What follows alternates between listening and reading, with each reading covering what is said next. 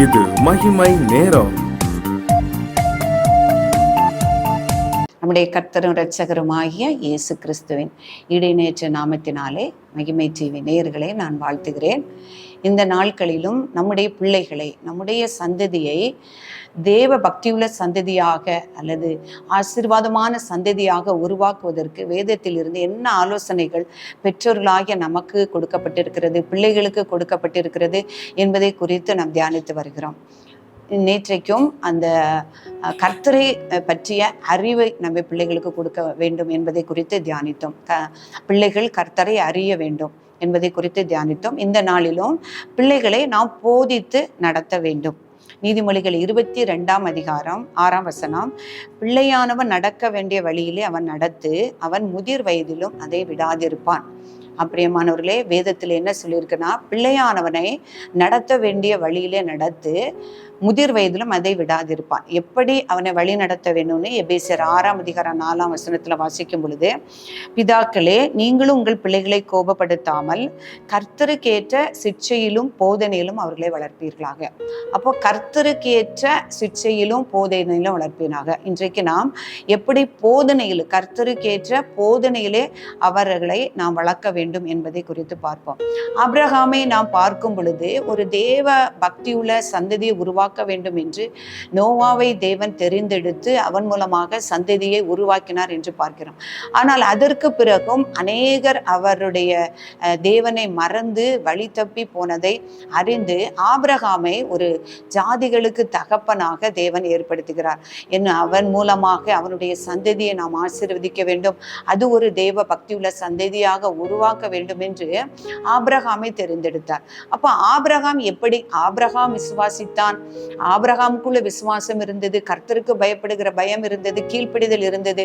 அவன் எப்படி அவனுடைய சந்ததி கர்த்தருக்கு கீழ்ப்படிந்து விசுவாசமுள்ள சந்ததியாக உருவாகும் என்று ஆபிரகாமை தெரிந்தெடுத்தாள் என்றார். ஆண்டவரே சொல்லுகிறார், அவன் என்னுடைய நான் அவனுக்கு சொன்னதை நிறைவேற்றும் அளவும். என்ன வாக்குத்தத்தம் ஆபிரகாமுக்கு ஆண்டவர் கொடுத்தார்னா, உன் சந்ததியில எல்லா ஜாதிகளும் உன் நிமித்தம் ஆசீர்வதிக்கப்படும், எல்லா வம்சங்களும் ஆசீர்வதிக்கப்படும் என்று சொல்லி ஒரு வாக்குத்தத்தத்தை ஆபிரகாமுக்கு கொடுத்தார்.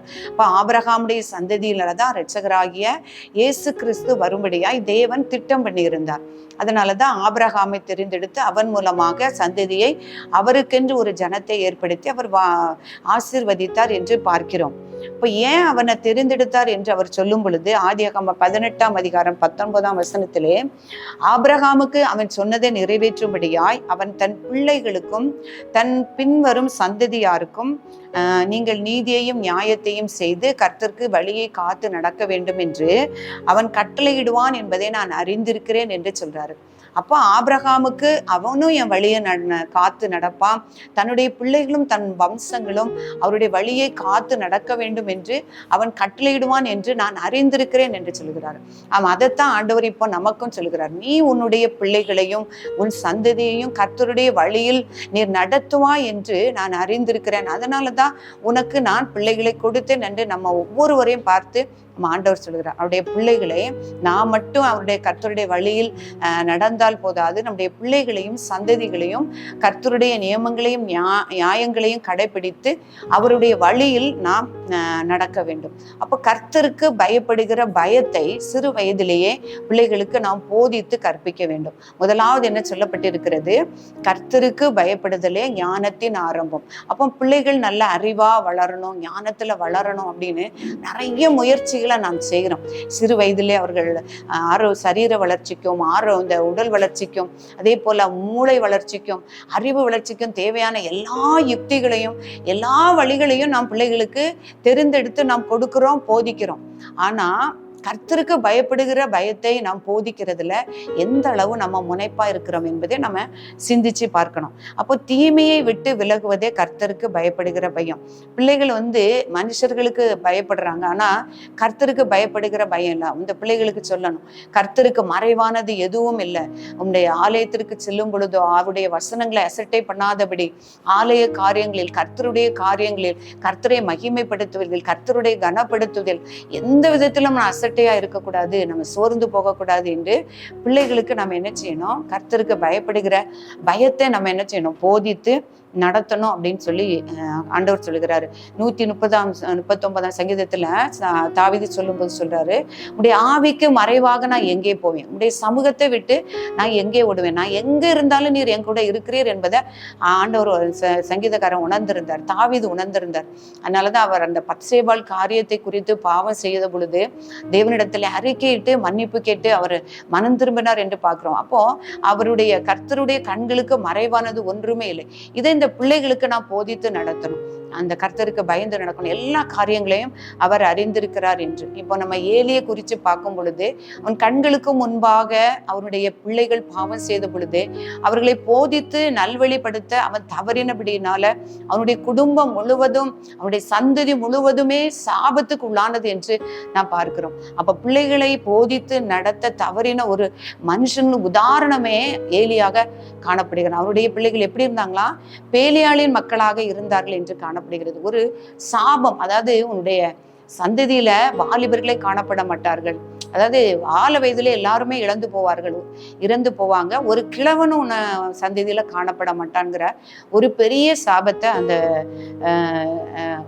ஏலி பெற்றுக்கொண்டான் என்று பார்க்கிறோம். அப்போ உபாகம புஸ்தகத்துல நான் வாசிக்கும் பொழுது நம்முடைய முற்பிதாக்களுக்கு ஆண்டவர் சொன்னது, நான் என்னுடைய நியமங்களை நீங்க கற்றுக்கொண்டு அதிலே நீங்க நடந்து அதை உங்க இருதயத்துல வைத்து, என்னுடைய கற்பனைகளையும் நியமங்களையும் உங்கள் இருதயத்திலே வைத்து நீங்கள் உட்கார்ந்திருக்கும் போதும் எழுந்திருக்கும் போதும் நடக்கிற போதும் படுத்திருக்கிற போதும் அந்த பிள்ளைகளோடு நீங்க பேசுங்க.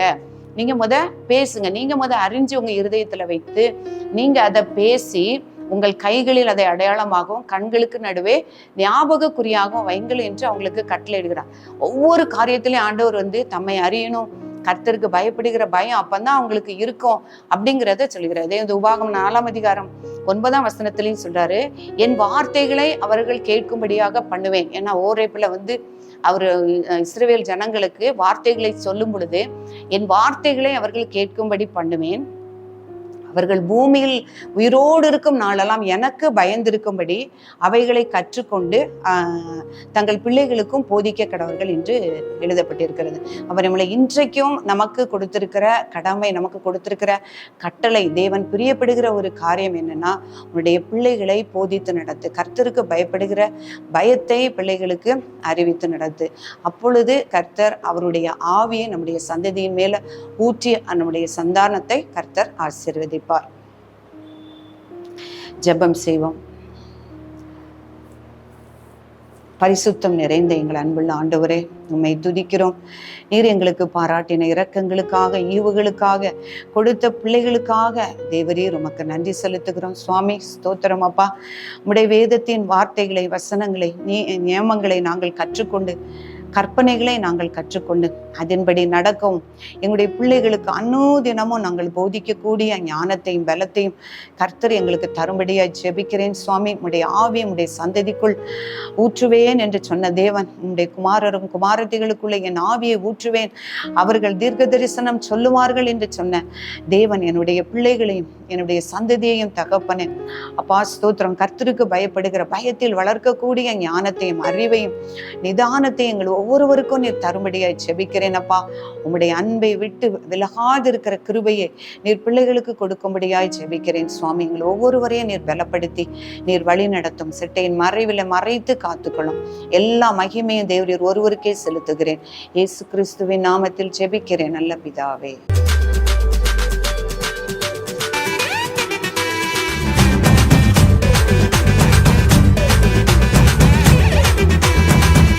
மகிமை